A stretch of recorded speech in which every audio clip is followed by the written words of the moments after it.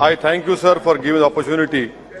Sir, I stand to oppose the Government of National Capital Territory of Delhi Amendment Bill 2023. Sir, let us deal with Article 123.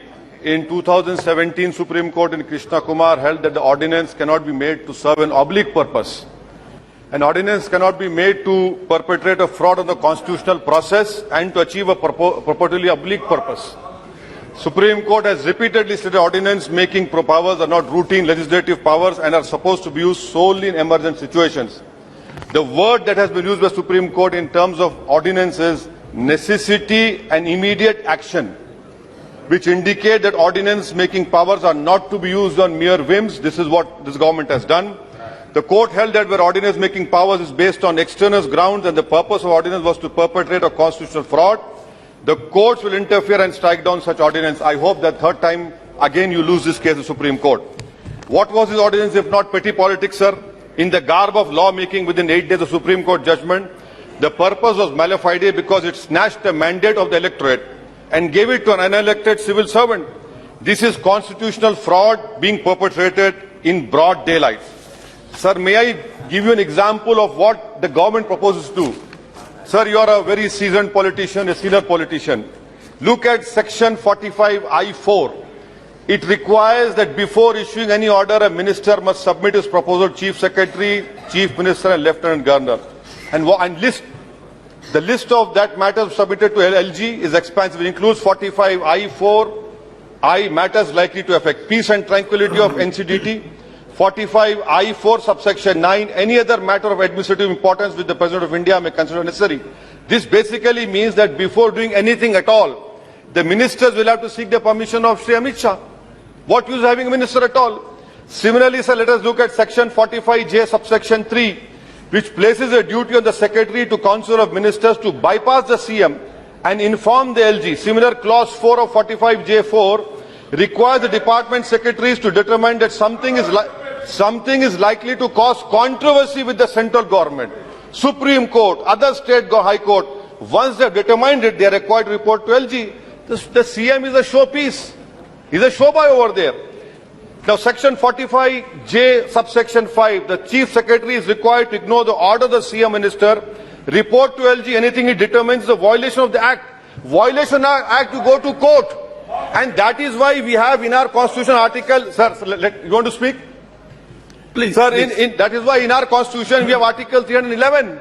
Every legislator says that if a civil servant doesn't act in good faith, he is protected. But you are saying that, if you should determine what is violation, then why do we have courts? Let us close down the courts. Sir, another example I want to give you. In the recital to the ordinance says that ordinance wants to ensure that the will of the officer of GNCD is represented. Sir, officers have no will of their own. The only will that matters in our democracy is the will of the people that is expressed through elections. This bill which you have brought is horrible, absurd, sir. I mean, this is patently absurd and horrible. Now, sir, it violates the principles of federalism. Why I say elected government is being provided for, but the administrative officers under it are answerable to the union government. To an elected appointee. Principle of federalism clearly applies in this. You have an elected government. The elected government decides the policy, not the officials. I can understand the pressure which the ministers are facing. But for God's sake, don't put your pains on other elected governments. In this way, in a blatantly wrong way, sir. Sir, and I want to... the Honorable Home Minister is here, he quoted Pandit Nehru. Let me quote what Nehru said in 1930, in Ludhiana State People's Conference in 1939. Nehru said, the only final authority and paramount power that we recognize is the will of the people. And then in 1938, our freedom fighters moved a resolution, Haripura, stating that the Purna Swaraj, what was that?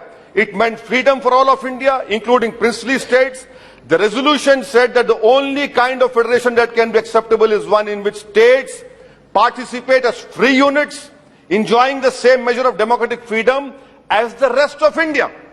Now, the Honorable Home Minister says that they will do a better job. Yes, we know you did a fantastic job when lawyers protested.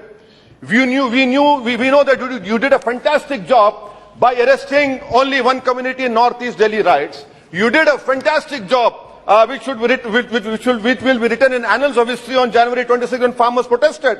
So what is the point of taking more responsibility when you cannot discharge these responsibilities? Sir, but at the same time, it is unfortunate that it is a lesson for this Delhi government. You supported the removal of 370. So what goes round comes around.